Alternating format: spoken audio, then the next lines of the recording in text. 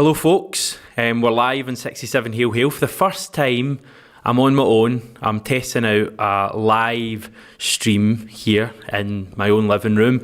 Basically, thanks for joining me by the way, basically we're working on some big things in 67 Hail Hail, and this is a bit of a dry run ahead of the weekend. But you don't care about that right now. All you care about, well, one of the main things you care about, is Celtic's double capture this afternoon of Joe Hart and James McCarthy. Great to see both coming to the club. I think if it had been 5 years ago, we would have been probably looking at a tilt in the Champions League or the Europa League this season. Obviously, both have big question marks over them now. James McCarthy, 30 years old, a lot of injury problems in recent seasons. As I said in my video the other day, I think injury problems in maybe 4 of the last 5 seasons, other than the season before last, the one that was interrupted by COVID. I think he played 33 or 34 of Crystal Palace's 38 league games that season. So he didn't seem to have many injury problems that season. But over the last few years, other than that, we've not been able to say much else other than James McCarthy has had various injury troubles. I know he had, I think, a broken leg sustained shortly after signing for Everton. And it's just been a case of not really recovering from several other wee knocks. But I'm a huge fan of James McCarthy. I think he will bring some much needed steel to the midfield. Badly lacking drive in that midfield, probably other than Callum McGregor. Obviously, we've lost Scott Brown, not replaced him at all. So I'm a huge fan of James McCarthy coming in. I've not really got the comments in the video today, by the way. It's quite haphazard. We're using a new platform, so I'll do my best to see if I can get them up. I know there's a few flying in, apparently saying that they're big fans of James McCarthy. So for me, James McCarthy will add a lot of drive to the Celtic midfield. He can play as well. I mean, you don't play your entire career pretty much in the English Premier League for decent-sized clubs. I mean, Everton signed him a few years ago without being good. And I think he'll give us an ability to rotate things in the midfield as well. We're not quite as threadbare as we were before the signing. I was so worried about Callum McGregor playing every minute of every game, or Ismaila Soro picking up an injury, or even David Turnbull, who plays slightly more forward, picking up an injury, and us having to go to like a Scott Robertson or a Ewan Henderson or a Luca Connell, players who probably aren't quite ready to play in big games for us yet. Now we have an extra body in there, and I think it's a real quality body. 4-year contract. A lot of people, raising their eyebrows at that one. I was certainly a little bit surprised to see as many years given to a player who's had the well-documented injury troubles. I don't know exactly what the breakdown is, whether it's going to maybe be like, the 3 years and then like Celtic have an extra option of a year. But 4 years does seem, quite a long time to offer a contract to a guy who has had the injury troubles that James McCarthy did. Maybe Celtic just think that they can get the best out of this guy. He is still 30 years old. He should, in theory, still be in his peak years. And maybe we think tying him down for 4 years could really, be a good move in terms of him playing probably his final kind of proper years at a top level for Celtic. So I'm all for it. Delighted with that one. Joe Hart as well. He dives to the left occasionally. Apparently not great at doing that, according to some of the chat on Twitter.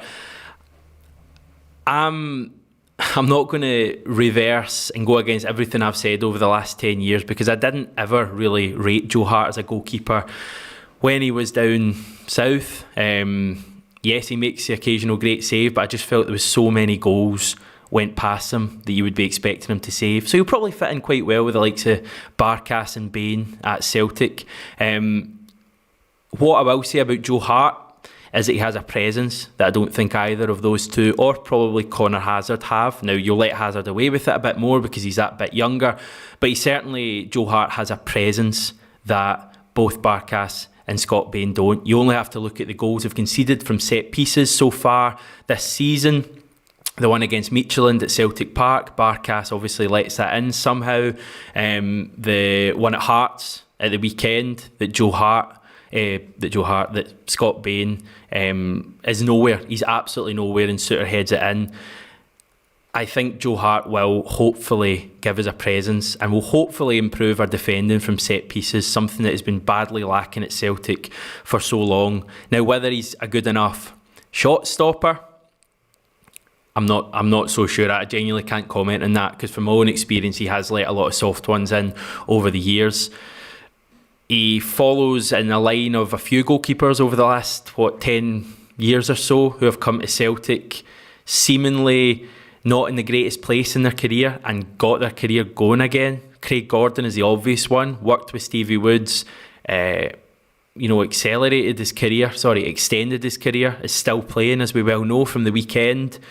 Fraser Forster, yes, he's not playing much down south, but he had a great season where many didn't expect him to have that season when he came back to Celtic a couple of years ago. I don't think any Celtic fan could have imagined him being just as good as he was.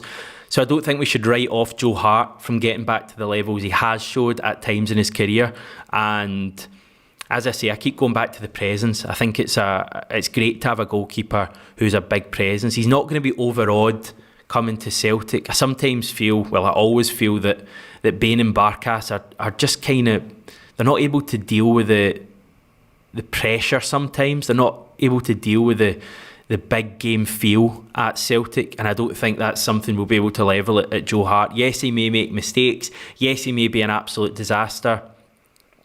But I honestly do think it's worth a punt. And if we're getting him for, I think, £1 million, it's been spoken about, 3-year contract, I think £15,000 a week is the stuff I saw rumoured.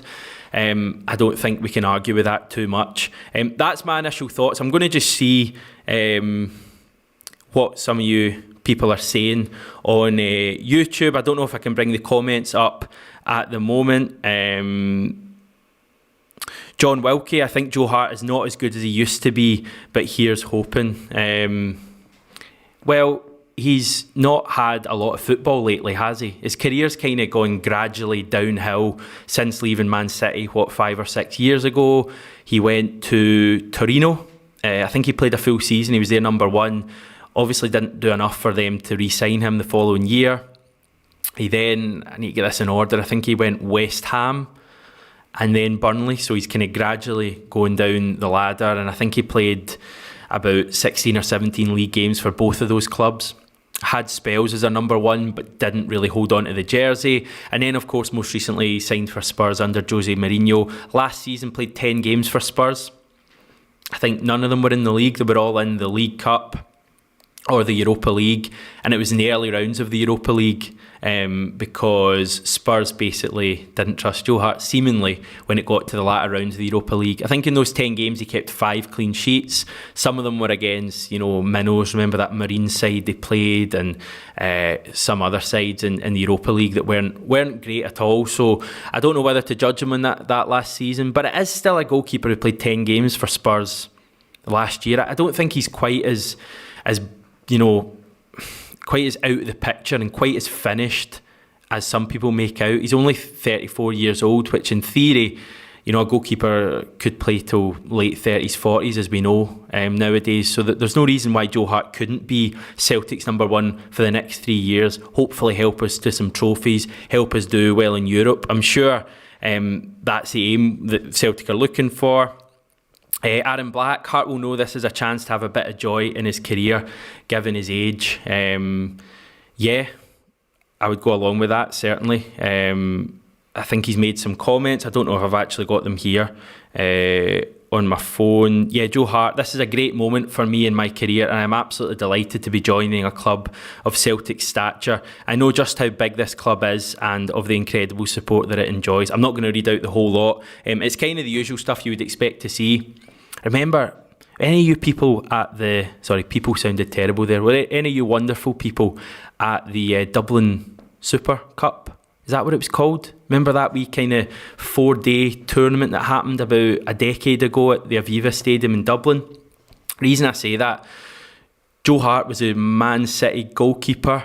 That, I think it went on for 2 days. And I remember him coming over to the Celtic fans who were packed behind one of the nets at the Aviva Stadium, and the Celtic fans, obviously quite a large Irish contingent amongst them, were all singing "You're Just a Shay Given," basically, and he was having a bit of a good laugh with the Celtic fans and that. So he seemingly seems like a a decent enough guy. We've all seen the videos of him going nuts to the ball boy or the ball girl away in the World Cup not so long ago, and that just goes back to that passion and that fight that I've spoken about, and we badly need it in the defence. And I think the same goes for James McCarthy as well. It's two players who, I've got this written down, they've got 118 caps between them. I think Joe Hart has about 80 odd, and James McCarthy's not far off 50 for the Republic of Ireland. And obviously James McCarthy, I think, is still a kind of pretty regular feature for the Republic of Ireland. So we're looking at two of the most capped players at both England and Ireland over the last couple of decades, really. Both of them are probably not far off the top 10 in that regard. So we've signed two really experienced players here. And, as I say, if it had been 5 or 6 years ago, then maybe we would have been far more excited about this. But I just really hope that both of them can come in and both of them can kind of shake off those doubts that we all have about them. Obviously different doubts. I think James McCarthy's is injuries. Can he stay fit? Joe Hart's is probably more, is he a good goalkeeper? And can he get back to the form he had at Man City to be their number one for so long? It's going to be exciting to find out both. We badly needed experience in the squad. You only have to look at how young this current Celtic squad is, and thankfully now we have a bit more experience. We lost a lot of experience in the summer, and seemingly now Celtic are pushing on with their transfer business. There's been chat about Aurelio Buta as well. Different sources saying different things. I think there was a report in Scotland saying that we'd agreed a fee with Royal Antwerp, but that personal terms are a problem. I think there was another report coming out saying that it was pretty much a done deal. So we'll wait and see with that one. It seems like Celtic are very interested in him. If we could get Aurelio Buta in, we can maybe relax a little bit. I'm not saying no more business, don't worry. I'm the guy who said we need 7 or 8 more players in. But we can maybe just relax a little bit. We'll have filled the key positions: goalkeeper, right back, centre mid. I still think we need a centre back, a left back, a left winger, which is probably a key position, and a striker as well.